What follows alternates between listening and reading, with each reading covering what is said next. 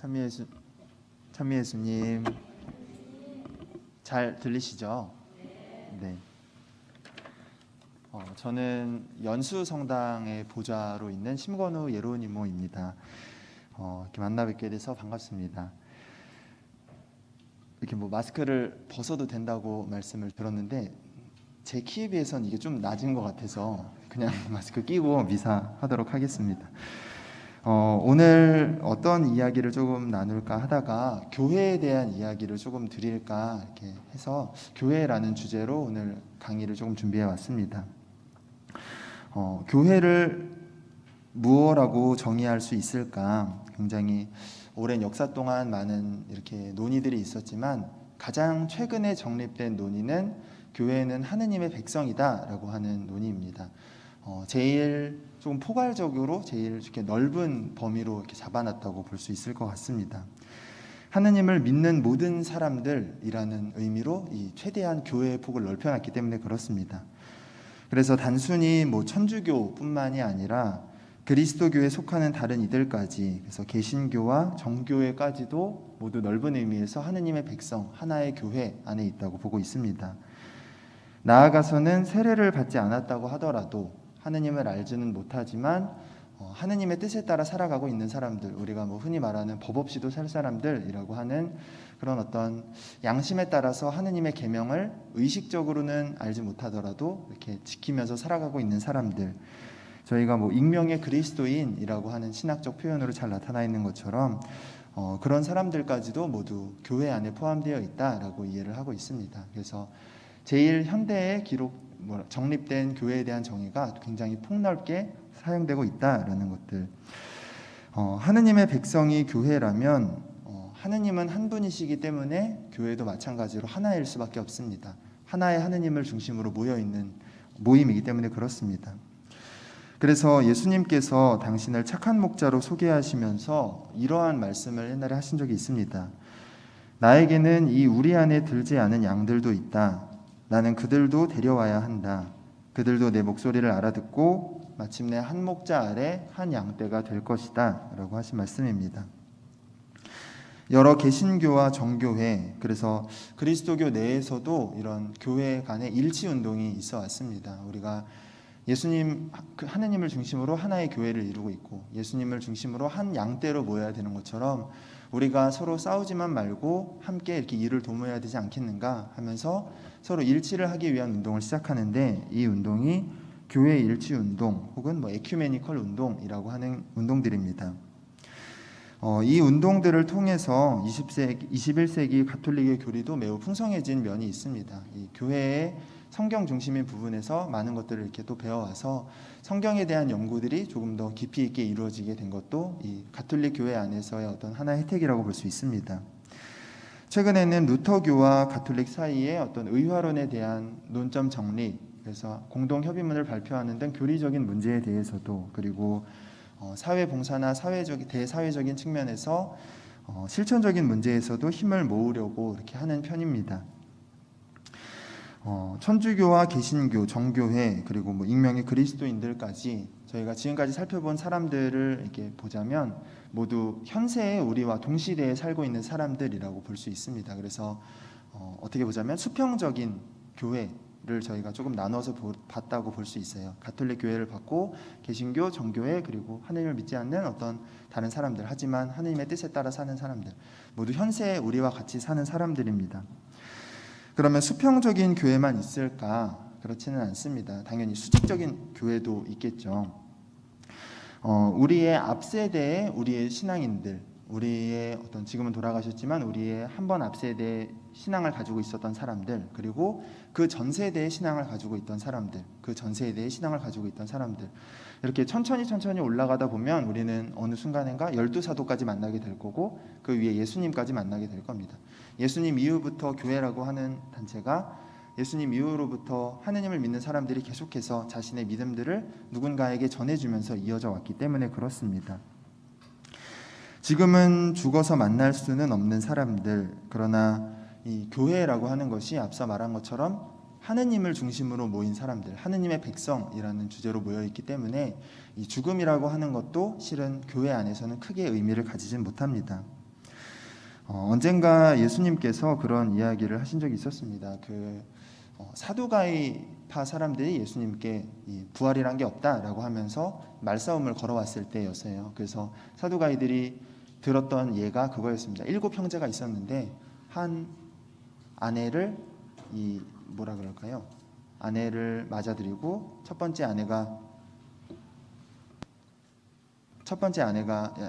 남편이 죽습니다. 그러고 나서 둘째 남편이 아내를 맞아들이고, 셋째 남편이 아내를 맞아들이고, 넷째 남편이 아내를 맞아들이고, 그렇게 7 형제가 다 죽었으면 마지막에 모든 부활 때에 그 여인은 누구의 남편이 되겠습니까? 하는 질문이었습니다. 그러면서 이제 사두가이들의 주장은 그러니까 부활은 없다라는 것을 이야기하고 싶었던 것이죠. 그때 예수님께서 이야기하셨던 것이 바로 이 내용입니다.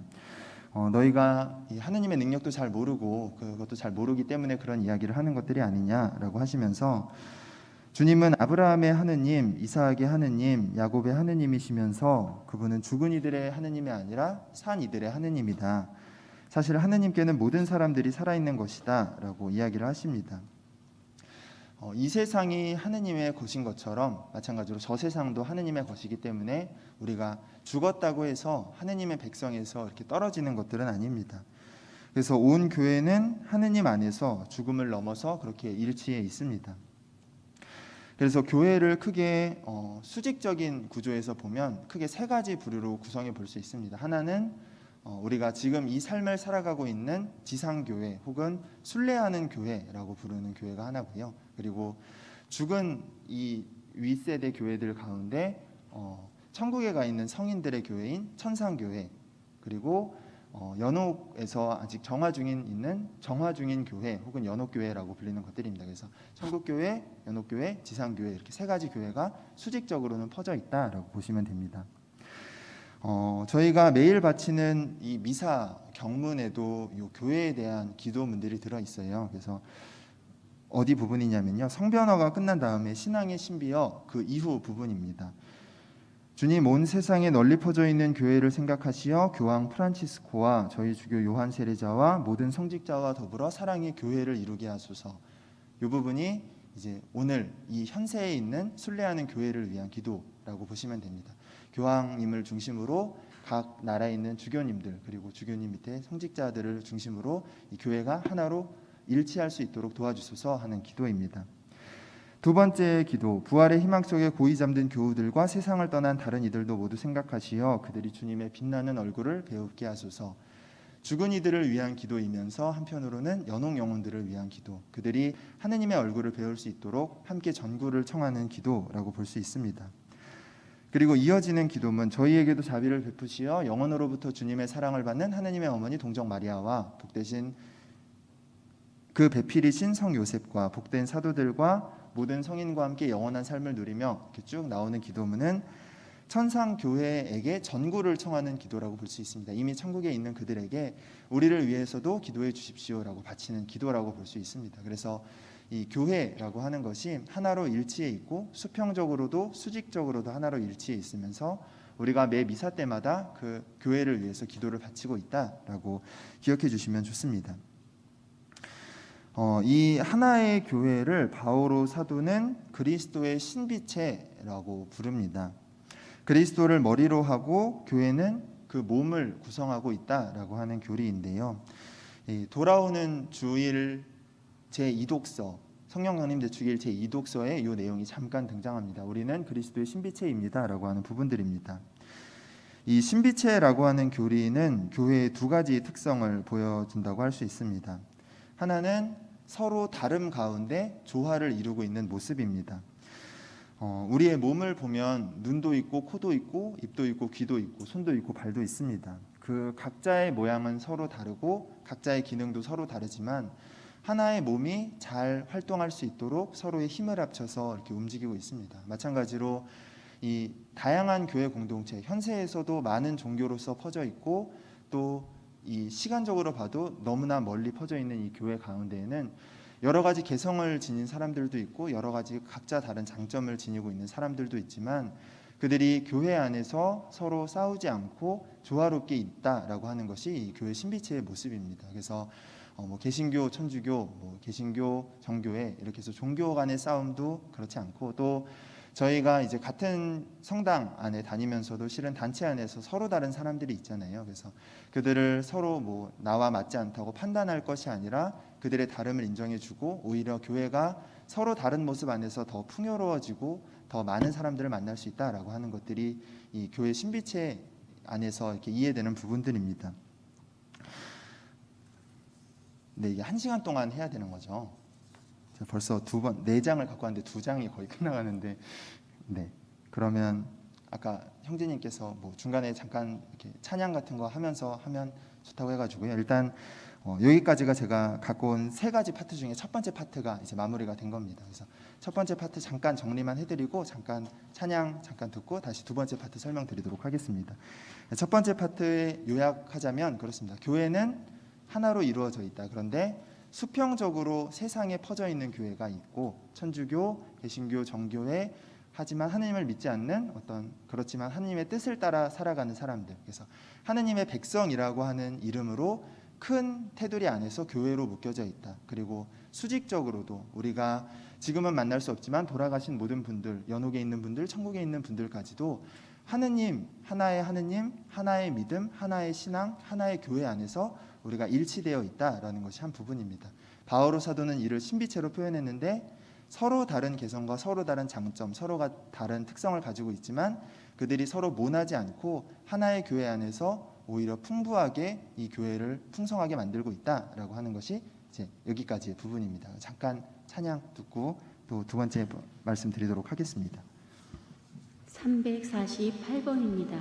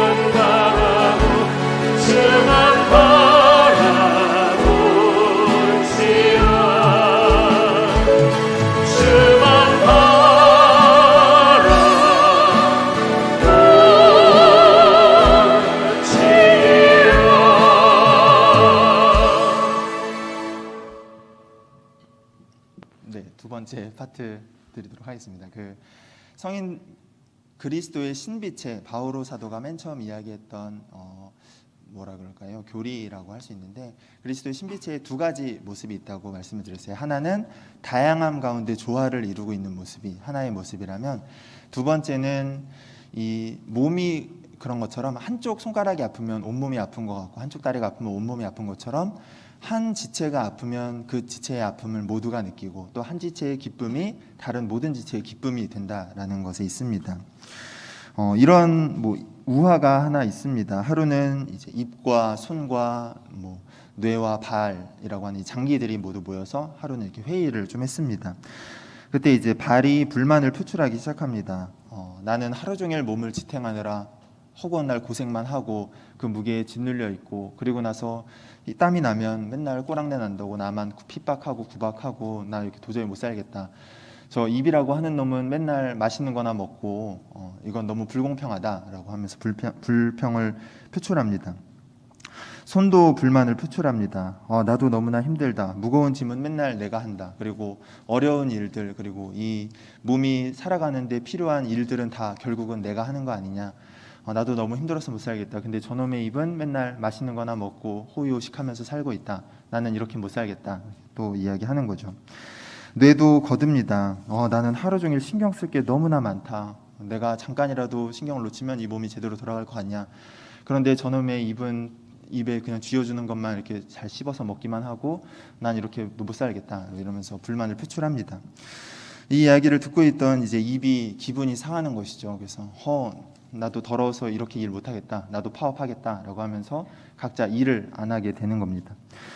입으로 아무 음식이 들어가지 않고 며칠이 지나자 이제 손과 발이 힘을 잃기 시작하고 또 뇌는 점점 이렇게 흐리멍텅해지기 시작합니다. 며칠이 지나고 나서야 이제 뇌와 손과 발이 잘못을 인정합니다. 우리에게는 각자의 일이 있는 거구나. 그래, 너가 일을 열심히 해줘서 우리가 살아가는 거였다. 이봐 미안하다. 너도 열심히 일하고 우리도 열심히 일하겠다라고 하면서 이렇게 했다는 이야기입니다. 한 장기의 힘이 다른 장기에게도 영향을 미칩니다. 그리스도의 신비체 우리가 교회가 하나의 몸이라고 한다면 그 몸도 다른 장기가 다른 장기한테 영향을 미칠 겁니다. 우리 각자의 기도가 나 혼자에게만 쌓이고 나 혼자에게만 공덕이 쌓이는 것이 아니라 다른 사람들을 위한 기도로 다른 사람의 부족함을 메꿔주는 부분으로 작용할 수 있다라는 겁니다. 우리가 사도신경을 바칠 때마다 이야기하는 이 성인들의 통공이라고 하는 것이 바로 이 교리입니다. 성인들의 통공은 성인들의 공통되어 있는 어떤 공덕, 성인들의 업적이라고 하는 뜻인데 뭐 쉽게 표현하자면 성인들이 그간 하늘에 쌓아왔던 하늘나라 보화들이라고 이렇게 보시면 될 것 같습니다. 그 보화들이 자기 혼자만 성인 혼자만 떵떵거리면서 하늘에 살려고 쌓아둔 것이 아니라 이 지상 생활을 하고 있는 우리 가운데에서 우리의 기도가 부족할 때 혹은 우리의 정성이 조금 부족할 때 우리의 힘만으로 무언가 부족할 때 그 하늘나라의 보화들이 그 교회의 다른 지체인 우리들을 위해서 쓰여질 수 있다라고 하는 것이 바로 성인들의 통공 교리입니다. 우리가 성인들에게 기도의 은덕을 볼 수 있고 다른 한편으로는 우리가 이 현세교회에서 살아가는 누군가의 희생과 기도의 혜택을 볼 수 있다는 것. 다른 한편으로는 우리가 쌓아가는 기도와 보속, 희생과 자선 같은 것들이 사라지는 것들이 아니라 우리를 위해서 혹은 우리 주변의 교회 안에서 또 누군가 필요한 이들, 어렵고 힘든 이들을 위해서 사용될 수 있다라는 것이 이 성인들의 통공과 교회의 신비체 교리 안에서 우리가 함께 이해해 줄 수 있는 부분입니다. 우리가 다른 이들을 위해서 바치는 기도가 효과가 있다라는 것들, 그리고 우리가 식후에 바치는 연옥 영혼들을 위한 기도들, 그리고 묵주기도 하면서 구원송 바치잖아요. 그때 바치는 연옥 영혼들을 위한 기도들이 모두 실질적인 효과를 가지고 온 교회 안에서 도움이 된다. 현세적인 교회건 수직적인 교회건 모든 교회를 위해서 도움이 되고 있다라고 하는 것이 성인들의 통공 교리의 핵심이라고 볼 수 있습니다. 오늘 뭐 이렇게 야베치의 가정축복 기도 왜 저 신부는 와가지고 교회 이야기만 주구장창하고 있는가라고 생각하실 수 있는데 제가 사실 그러니까 이야기를 드리고 싶었던 부분이 바로 이 부분에 있어서 그렇습니다. 그래서 이것 때문에 교회에 대한 교리를 앞에서 좀 길게 설명을 드린 겁니다. 성인들의 통공 그리고 교회가 하나로 일치되어 있다라는 이야기입니다. 우리의 기도가 교회의 다른 이들에게 전달된다는 것. 가정 축복 미사를 봉헌하고 있습니다. 우리 가정이 어떻게 축복을 받을 수 있을까? 교황님은 언젠가 가정은 작은 교회라고 말씀하신 적이 있습니다.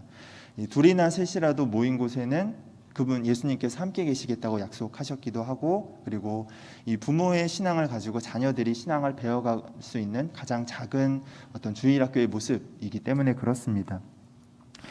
가정도 작은 교회라면 가정이 축복받을 수 있는 것들도 실은 이 교회 안에서 이해가 될 수 있지 않을까. 나의 기도와 나의 희생과 나의 자성과 나의 보속이 온 교회에 이 축복을 가져올 수 있고 은총을 가져올 수 있다면, 마찬가지로 나의 기도와 나의 희생, 나의 자성과 나의 보속들이 우리 가정을 위한 축복에도 분명히 영향을 끼칠 것이다 라는 이야기입니다. 부활 시기에 저희는 일독서로 사도행전을 계속해서 읽고 있습니다. 그 중에 특별히 눈에 가는 구절들이 두 구절이 있었습니다. 하나는 사도행전 10장에 나타나는 이 이야기인데요. 이방인이었던 코르넬리우스라고 하는 백인 대장이 세례를 받게 된 경위에 대한 이야기입니다. 이 코르넬리우스라고 하는 백인 대장은 이방인이었는데도 불구하고 유다인들에게 굉장히 좀 호의적이었다고 이야기를 하고, 또 하느님을 경외하는 사람이었다라고 이야기를 합니다.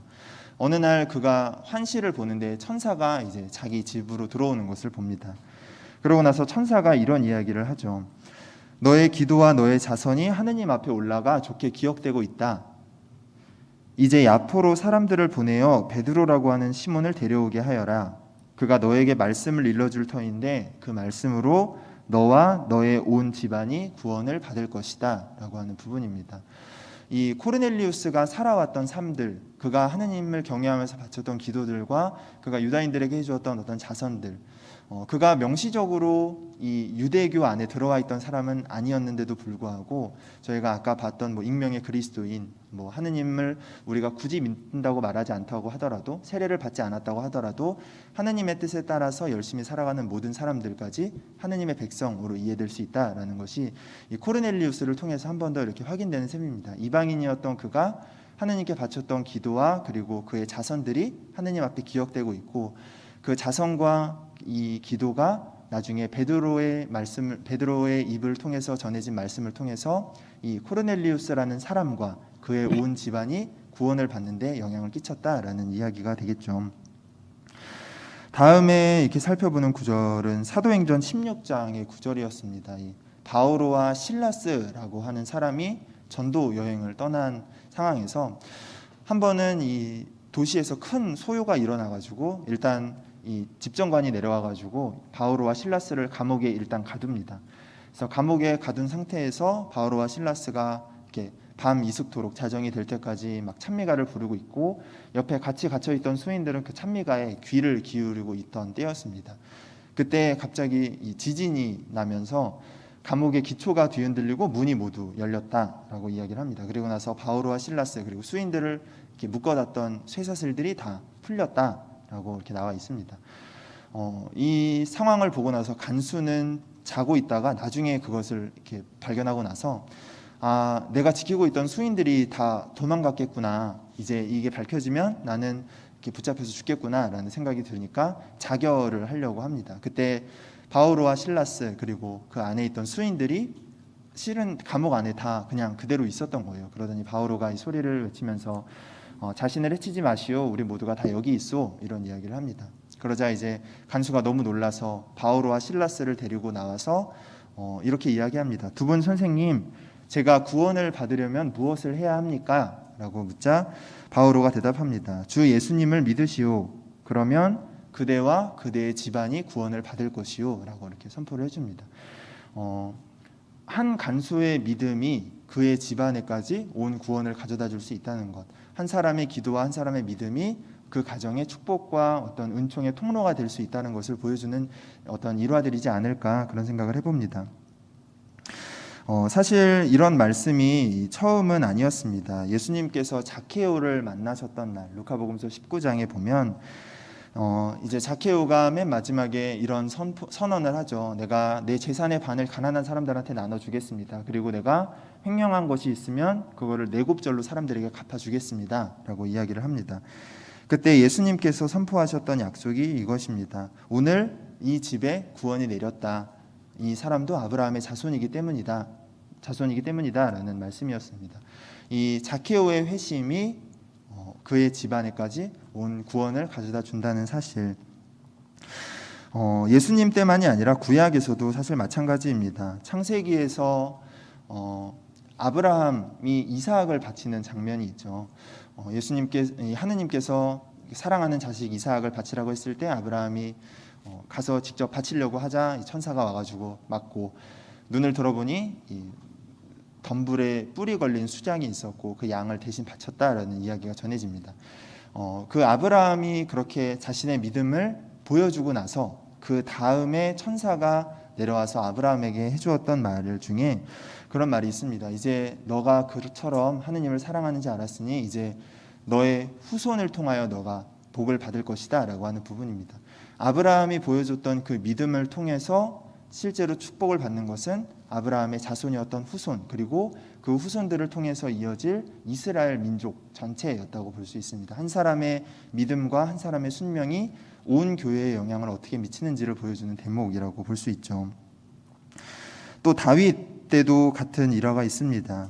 다윗이 이제 다 주변을 정리를 하고 나서 하루는 자기는 너무 좋은 궁전에 살고 있는데 이 하느님은 성막에 살고 있는, 이 천막에 살고 있는 것을 보면서 내가 하느님을 위한 집을 짓기 전에는 내가 잠을 못 자겠다라고 이야기를 하자 이 하느님께서 그날 밤에 예언자 나탄을 통해서 이 다윗에게 해주었던 이야기가 있습니다. 너가 나를 위해서 집을 짓겠다는 말이냐라고 하면서 너가 뭐 이스라엘의 목자였을 때, 그냥 일견 목자였을 때 내가 너를 데려다가 왕으로 키워주었고 어쩌고저쩌고 이런 이야기를 하면서 내가 너에게 해주었던 이야기를 하는데, 결국은 이게 뭔가 조금 얕잡아 보는 것 같고 감히 네가 라고 하는 것 같은데, 사실 그 이야기를 좀 들어보다 보면 하느님이 되게 기특하셨던 것 같은 느낌이 많이 들어요. 오, 너가 그런 생각을 한다고? 라면서. 그리고 나서 맨 뒤에 무슨 이야기를 해주시냐면요, 내가 너에게 약속을 해주는데 이제 너와 너의 집안에 너의 집안을 일으켜주겠다라고 하는 이야기를 약속을 해주십니다. 그 약속 이후부터 다윗 집안의 이 왕가는 남유다가 멸망하기 전까지 쭉 해서 이어지게 돼요. 북이스라엘, 그때 이제 이스라엘 역사가 다윗 이후에 솔로몬 이후에 두 가지로 나뉘는데, 솔로몬의 아들 예로보암인가, 어쨌든 솔로몬의 아들이 있고 솔로몬의 장수 나라로 해서 두 가지로 이어지는데요. 북이스라엘의 왕조는 계속해서 바뀝니다. 그런데 솔로몬의 자손은 계속해서 그 한 왕가로만 이어지게 됩니다. 이게 하느님께서 약속해 주신 그 모습들이 그대로 이어지는 모습이라고 볼 수 있어요. 그래서 다윗이 해주었던 한 번의 순명, 그리고 한 번의 이 성전의 봉헌의 마음을 먹은 그 사건으로 인해서 하느님께서 다윗의 온 집안을 계속해서 지켜주셨다라는 모습들도 함께 보여집니다.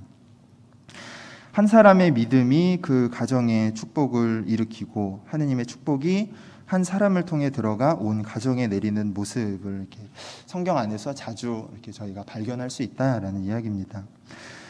가정 축복 미사를 봉헌하고 있습니다. 그 축복은 우리의 믿음, 우리의 기도, 우리의 자선, 우리의 희생을 통해서 들어옵니다.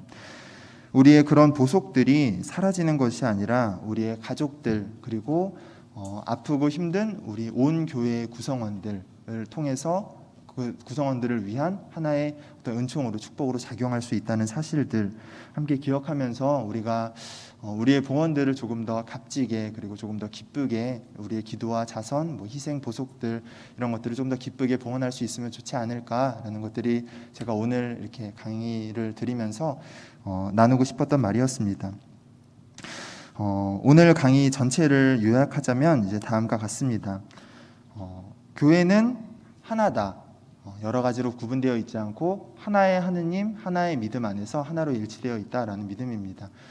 유독 천주교뿐만이 아니라 개신교, 정교회, 그리고 하느님을 믿지 않는 모든 사람들도 이 온 교회 공동체 안에서 하느님의 백성이라고 하는 넓은 의미의 교회에서 하나로 이어져 있고, 수평적인 교회뿐만이 아니라 수직적인 교회에서도 천국에 있는 이 천상교회에 있는 성인들도, 그리고 연옥에서 정화를 하고 있는 연옥 영혼들까지도 하나의 교회로 이어져 있다라는 부분입니다.